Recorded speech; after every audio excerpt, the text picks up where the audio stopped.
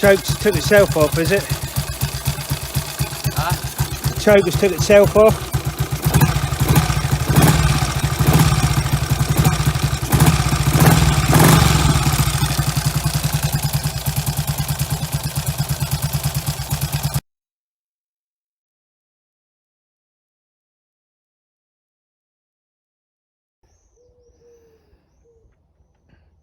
Right, we put the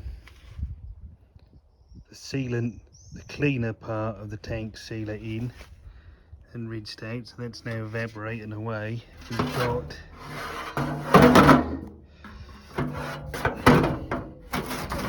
a mark here, and I've circled it.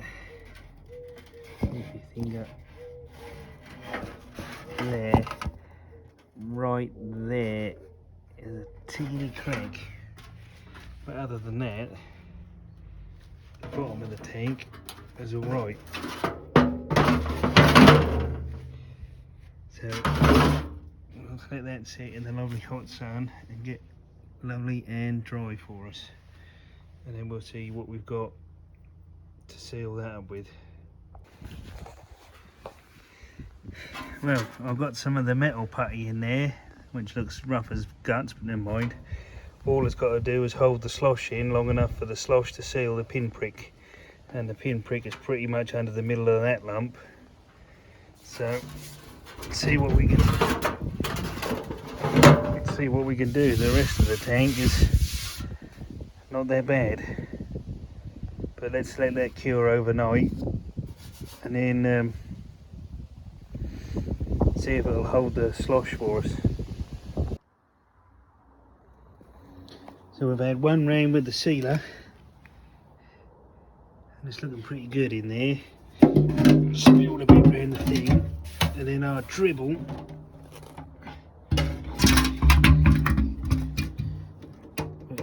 But looks like we might have sealed the hole. I don't see any other dribbles on the seam. Let's open the slosh, see if we've got a bit more life in it, and put a drop more in to get down that end where our leak is. Yeah, so what's in the tin is still liquid, so let's just give it a bit more.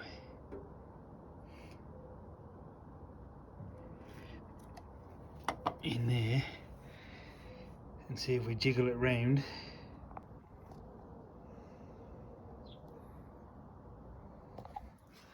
So I've got the whole can in. I think that was upside down. So the remainder of the can is in, sitting there.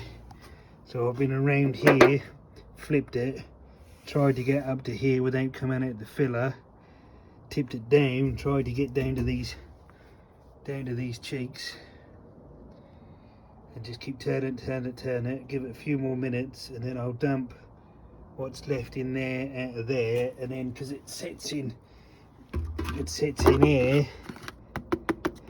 That was the first round of tip out. Yeah, that's all set. And then we're going to have to pick that bit off, and then let's see if our drip has got any drippier. That's sort of half the half that I tipped in, and it's nice and shiny in there again. The odd drip. And where that drip was is not wet now, so hopefully we've coated on top of the last coating, and we can call this good and send it off with all the tinware.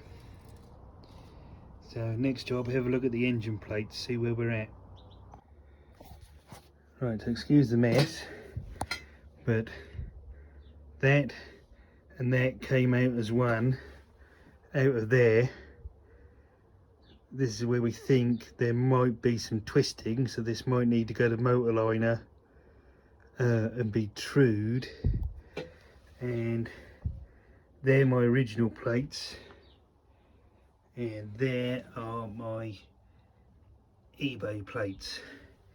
So the next thing to do will be to put the eBay plates on my engine, forget the gearbox, hang that back in here and see how true we were, because the engine was kicked over that way. If those plates square this engine, oh, stop kicking over your exhausts. If those plates square this engine up, then they can be powder coated, the head bracket can be powder coated, and we should be back onto a winner. Then I've got to change those shocks for ones I like, because I don't like them, and then hopefully we can get this all cleaned and the tinware off to paint and get ourselves somewhere there, obviously with the tank that's over there. So it's a pretty big update. I mean, they're all stainless, so they can be fitted into that. This needs a good wire woolen down. I've got a non-return in there. I've got to figure out where to put that ball valve. And then we're down to reconstruct. Primary's off, clutch is off, cush drive, alternator, oh not cush drive, but front drive is over there. It's getting on. It's heavy hard work when it's hot as well, I tell you. So yeah, see if we can get the plates back on. Right, got the 3 bolts in, or studs and nuts, whatever you want to call them, down that side. I've got that back on. Now that went on piece of cake and it looks like it wants to be inside, so that'll hang on that one. That's the swing arm, and then the front holes will line up with that one. So that'll be it for tonight. I'm going to lift that on my own. I'll get another pair of hands and then we'll lift the table up and lift that in and see how close we get measuring at the top. If we're still kicking over, then our bend is that tube pushing the top of the engine that way. If we've gone in straight and the head steady wants to go on, then I think we're winning. So that'll do for now, and I'll get you something up ASAP. Thanks for watching. Cheers. Well, I'm up early, so a little bit of bonus footage. I've dropped the engine in. I've got the top at the rear lined up with those little pin bolts, those pin bolts that go through the footrest. I've got the front 3 both sides, and I've got the top. So whereas before this didn't want to line up anywhere near the top, we now look like we're sort of semi in the center, down the center line, down the back. Well, it's pretty easy to go in. I mean, those tops and that long bolt didn't want to fight, so I just need another pair of hands. I need to just get that back a touch and that collar bolt will drop in. It's so close, but I'm not going to tap it. So I think we can powder coat that, touch the frame up and see where we're at. So yeah, a little bonus on the end, but thanks for watching. You filling it up then, Guy?